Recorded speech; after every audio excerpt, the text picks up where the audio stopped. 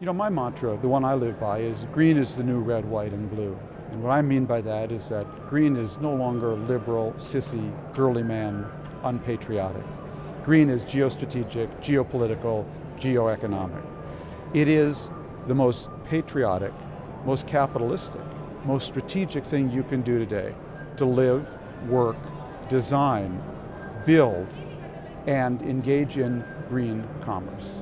With over 700 partners in more than 70 countries, the World Resources Institute is an environmental think tank that goes beyond research to protect Earth and improve people's lives. But why are some of the world's most powerful corporations, world leaders, and environmental agencies coming together through the efforts of the WRI?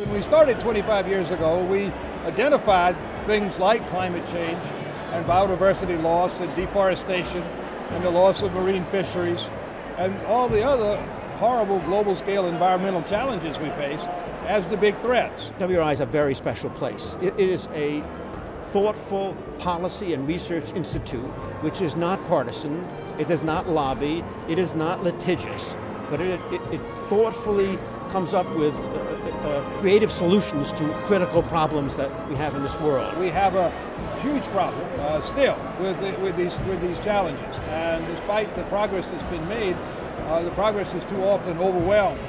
WRI is very fair, they're very fact-based, they want to get to the solution.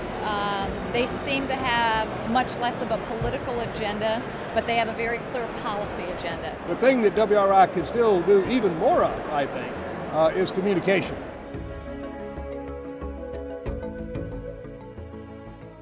I want to now introduce WRI's current president, Jonathon Lash. Jonathon is focused on assuring that WRI's ideas lead to action.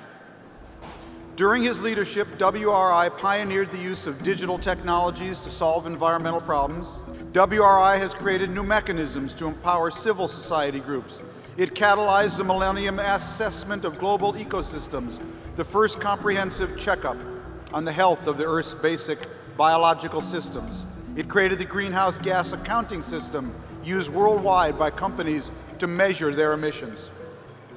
Jonathon has also been singularly responsible for engaging the business community and the investment community.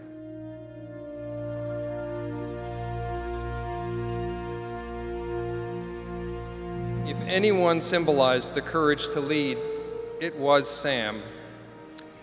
The last time I saw Sam, just a few months before he died, he couldn't wait to tell me the latest about his very public battle with Wisconsin Energy.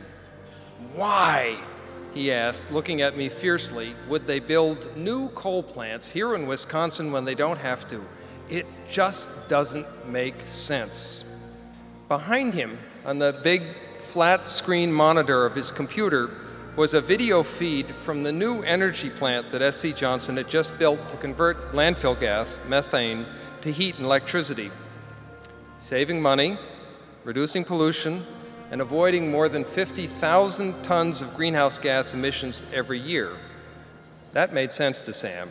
Dad was one of the first to see that business and the environment were not antagonists. His belief in the importance of the environment transcended the scientific or the economic. He also understood that it had to do with the soul.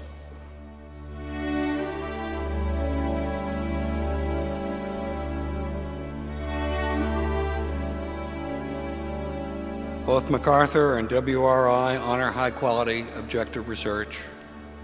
We both are comfortable with complexity, and see the interrelationship of issues.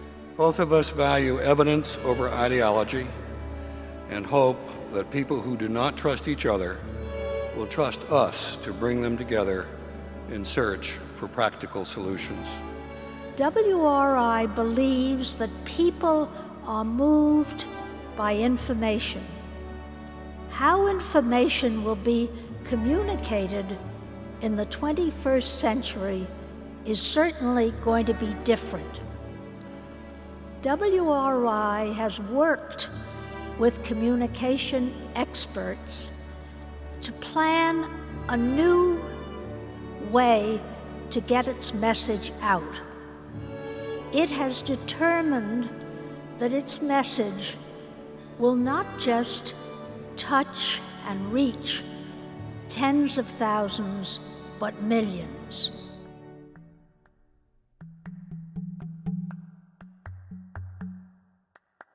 General Electric has a position in corporate America that allows it to capture the attention and the imagination of people all over the world.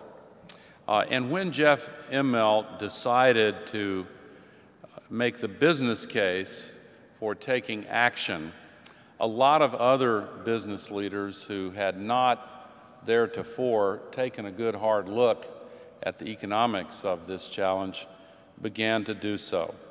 And on behalf of the World Resources Institute Board, I'm very pleased to honor Jeff Immelt for corporate leadership on environmental issues. Jeff, come on up.